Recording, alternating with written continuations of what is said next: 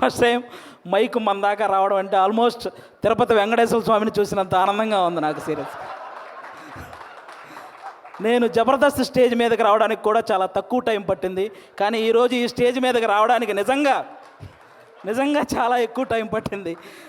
ఒక టైంలో ఇలా అందరూ మాట్లాడుకుంటూ పోతే ఆగస్టు 9th వచ్చేస్తుందేమో అని సందేహం కూడా వచ్చింది, చిన్న సందేహం కూడా వచ్చింది నాకు నిజంగా. అసలు బేసిక్గా ఈ ఈవెంట్కి నేను ఇంకా కొంచెం ముందే రావాలి. దారిలోనే ఈ ఈవెంట్ చూసుకుంటూ వస్తున్నా, ఈలోపు వాడెవడో సుమగారికి లవ్ యూ చెప్పాడు.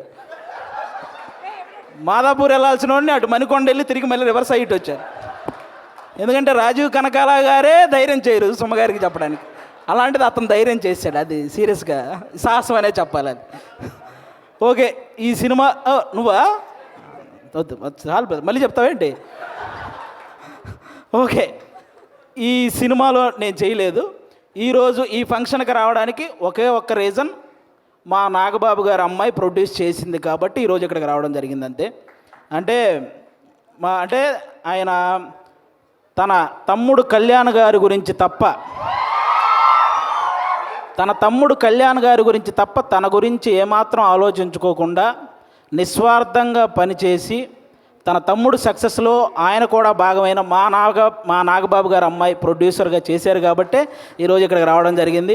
అంటే మెగా ఫ్యామిలీ అనగానే వాళ్ళని చూస్తే చాలు అనే ఫీల్ ఉన్న మాలాంటి చిన్న చిన్న ఆర్టిస్టులకి నాగబాబు గారు మా అమ్మలందరినీ దగ్గర కూర్చోబెట్టుకొని ఆయన చేతులతో అన్నం కలిపి తినిపించిన రోజులు ఉన్నాయి. అలాంటి మా నాగబాబు గారు అమ్మాయి ప్రొడ్యూసర్గా చేసింది కాబట్టి ఈరోజు ఇక్కడికి రావడం జరిగింది.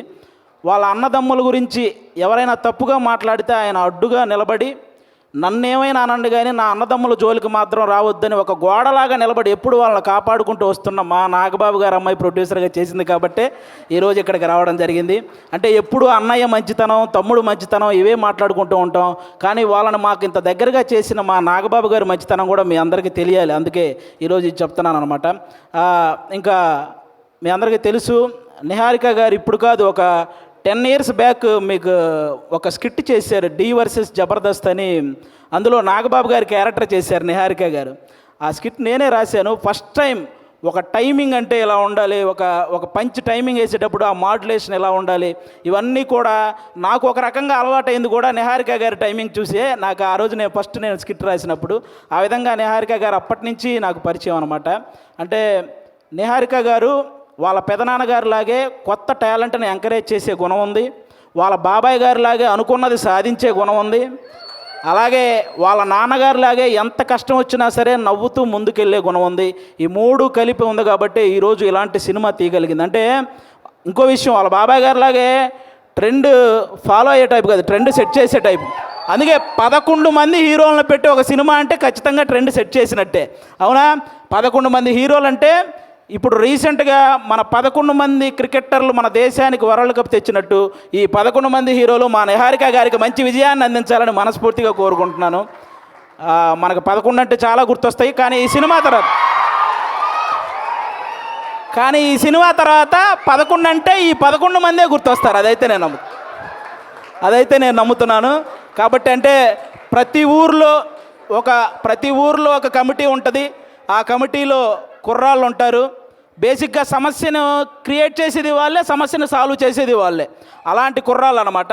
అలా ప్రతి ఊర్లో ఉంటారు కాబట్టి ఈ కమిటీ కుర్రాళ్ళంతా మీరంతా ఒక్కసారి మీ ఊరోళ్ళందరికీ కూడా ఈ కమిటీ కుర్రాళ్ళు సినిమా చూపించాలని మనస్ఫూర్తిగా కోరుకుంటున్నాను. ఎందుకంటే ట్రైలర్ చూస్తే అర్థమవుతుంది, మీరందరూ ఈ సినిమా చూసినప్పుడు మేము కూడా ఇలా చేసేవాళ్ళం కదా అని గుర్తు చేసే క్యారెక్టర్లు ఉన్నాయి, మేము ఇలా ఎందుకు చేసాం అని ఆలోచింపజేసే క్యారెక్టర్లు ఉన్నాయి, ఇక నుంచి ఇలా చేద్దాం అని అనుసరించే క్యారెక్టర్లు కూడా ఉన్నాయి అనిపిస్తుంది ఈ సినిమాలో. కాబట్టి మీరందరూ కూడా ఈ కమిటీ కుర్రాళ్ళ సినిమా, మీ ఊర్లో ఉన్న కమిటీ కుర్రాళ్ళందరూ ప్రతి ఊరు వాళ్ళని తీసుకెళ్ళి ఈ సినిమా చూడాలని మనస్ఫూర్తిగా కోరుకుంటున్నాను. అలాగే ఈరోజు ఇక్కడికి ఈ సినిమాని ఆశీర్వదించడానికి వచ్చిన మన ముగ్గురు గెస్ట్ల హీరోలు, అంటే వాళ్ళు కథ నేను సెలెక్ట్ చేసుకోవటం కాదు, కథ నన్ను సెలెక్ట్ చేసుకోవాలి అని ఫీల్ అయ్యే 3 గెస్టులు ఇక్కడ ఉన్నారు మనకి. వాళ్ళ 3 వైవిధ్యమైన సినిమాలు చేస్తూ వస్తున్నారు. ఇక్కడ అడవిశేష్ గారు అయితే మామూలుగా ఎవరైనా సీట్లో కూర్చొని చూసే సినిమాలు ఈయన సీట్ ఎడ్జ్లో కూర్చొని చూసే సినిమాలు చేస్తుంటాడు. అంటే మొత్తం అన్ని ట్విస్టులు ఉంటాయి ఆయన ఏ సినిమా చేసినా. ఆయన ఇండస్ట్రీకి వచ్చినప్పుడు కొత్తలో ఆయన నేర్చుకుంది ఏంటంటే నా బాడీ లాంగ్వేజ్ ఎలాంటి సినిమాలు చేయకూడదో తెలుసుకున్నాడు ఫస్ట్ ఆయన. ఆ తర్వాత ఆయన చేసిన సినిమాలన్నీ ఎలాంటి ట్రెండ్ సృష్టించాయో మీ అందరికీ తెలుసు. అక్షానం కానీ, గూఢాచారి, ఎవరు, మేజర్, ఇలా చెప్పుకుంటూ పోతే అన్ని అంటే ఆయన సినిమాలకు ఒక సపరేట్ ఫ్యాన్ బేస్ ఉంది. ఇంకా మా సాయి ధర్మ తేజ్ గారు మామూలుగా ఎవరైనా పేరులో ఇంటి పేరు పెట్టుకుంటారు, కొంతమంది క్యాస్ట్ పేరు పెట్టుకుంటారు, కొంతమంది నాన్నగారి పేరు పెట్టుకుంటారు. కానీ ఫస్ట్ టైం పేరులో అమ్మగారి పేరు పెట్టుకొని ప్రతి ఒక్కరూ వాళ్ళ అమ్మని అంతలా గౌరవించాలి అని మనందరికీ ఒక సంకేతాన్ని ఇచ్చినటువంటి హీరో మన సాయి ధర్మ తేజ్ గారు. అంతేకాదు రీసెంట్గా ఒక ఓల్డ్ ఆర్టిస్ట్ మన పావలా శ్యామల గారు ఇబ్బందుల్లో ఉంటే ఆవిడకి 5 లక్షల సహాయం చేశారు మన సాయి ధర్మ తేజ్ గారు. అంటే సంపాదించే శక్తి దేవుడు అందరికీ ఇస్తాడు, కానీ సహాయం చేసే మనసు కొంతమందికే ఇస్తాడు. అందులో మన సాయి ధర్మ తేజ్ గారు కూడా ఉండడం నిజంగా మనందరి అదృష్టం. అంతేకాకుండా రీసెంట్గానే అంటే తండ్రికి కూతురికి కూడా తప్పుడు సంకేతాలు చూపిస్తూ చేసిన ఒక వీడియో మీద మొట్టమొదట స్పందించిన హీరో మన సాయి ధర్మ తేజ్. ఈరోజు సోషల్ మీడియాలో ఈ అమ్మల్ని తిట్టేవాళ్ళు, అక్కల్ని తిట్టేవాళ్ళు తగ్గుతూ వస్తున్నారంటే దానికి రీజన్ మన సాయి ధర్మ తేజ్ గారు తీసుకున్న ఆ రోజు డెసిషన్ అనమాట. అలా ఆ సాయి ధర్మ తేజ్ గారు కానీ ఇంకా మా వరుణ్ తేజ్ గారు, మా నాగబాబు గారు అబ్బాయి. అంటే నేను తొలి ప్రేమ సినిమా ఫస్ట్ నాకు తొలి ప్రేమ సినిమా ద్వారానే సినిమాల్లో ఒక సక్సెస్ వచ్చింది. అది తీసిన డైరెక్టర్ కూడా ఇక్కడే ఉన్నారు, వెంకీ అట్లూరి గారు.